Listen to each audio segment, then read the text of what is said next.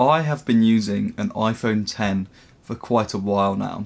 This was a phone that was originally announced and released in 2017 and then swiftly discontinued in 2018 as soon as the XS was released. The question is this still a good phone to buy in late 2020 or early 2021? And I'm going to argue that this is still a good phone to buy. So the design of this phone I think has aged fantastically. It's got a glass back, which means it has wireless charging. It has the full screen OLED display, which looks great, and it has the same size notch as the newer phones, which means that it's aged very well. And I think out of a case, it feels very premium in the hand and has aged very well, as it was a £1,000 phone. So this display is an OLED display, and a common problem with OLEDs would be burn-in.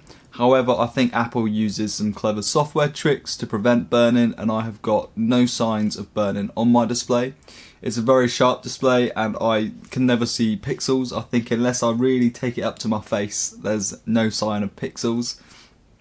And it looks better than some of the new iPhones, so it's better than the 11 and the XR, which is a big reason why I chose this phone for the display. So it still uses Face ID, which is not my favourite way of unlocking the phone. I would much rather have a fingerprint sensor on the side of the phone on the power button or something like the new iPads. However, Face ID does get the job done. The only reasons why I don't like it is because at the moment there is a pandemic and I'm wearing a mask a lot, and also in the summer if I've got sunglasses, Face ID doesn't work either. So I think the combination of both would be better, but new iPhones still are using Face ID, so I think that's a limitation that still exists. This phone is using the A11 Apple Silicon, and I think that it is fine. It has held up fantastically. I can play games on this phone, not that I do very often, but I can play the new games on my phone and they all run fine. I can multitask, it runs fine. The only thing that has slightly killed performance is the new software update. I find that whenever I go on text, the keyboard never appears.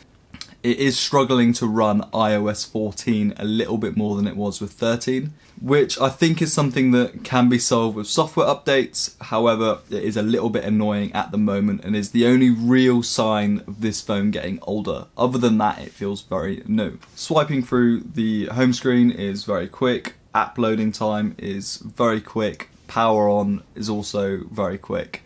I think that you just won't notice the performance on here.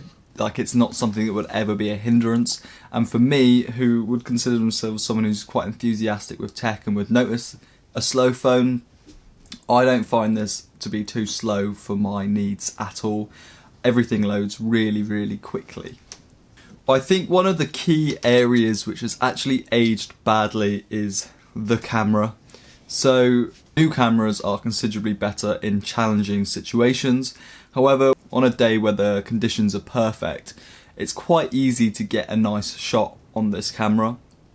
And video on it is also great. I take a lot of video on my phone and this just looks fantastic all of the time, and I really like the slow motion feature. I am tempted to upgrade because I would like a better camera myself. One of the worst things on this phone is battery life. So this still has 89% battery life. However, I find that with moderate usage, it can be flat by lunchtime. And that's maybe checking my emails when I wake up and just occasional texts and a little bit on Instagram. It can be flat by lunchtime or just after lunchtime. I actually use one of these Apple charging cases that I picked up secondhand on eBay. This was £30, which I think is a bit of a bargain.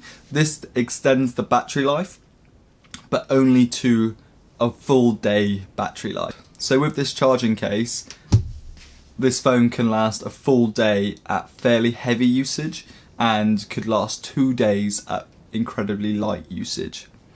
So I don't think that battery life is too much of a problem when I'm using this.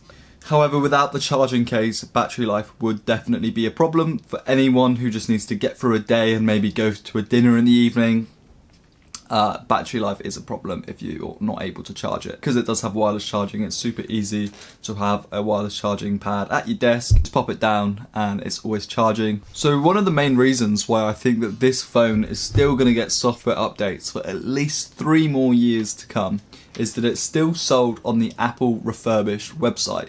And rather interestingly, it is sold for more money than a similarly spec'd iPhone XR.